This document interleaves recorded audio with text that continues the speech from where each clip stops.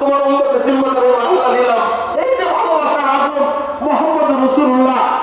আসসালামু আলাইকুম ওয়া রাহমাতুল্লাহি ওয়া বারাকাতুহু।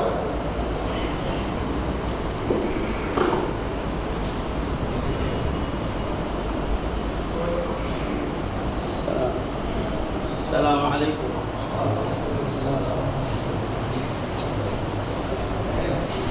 الحمد لله.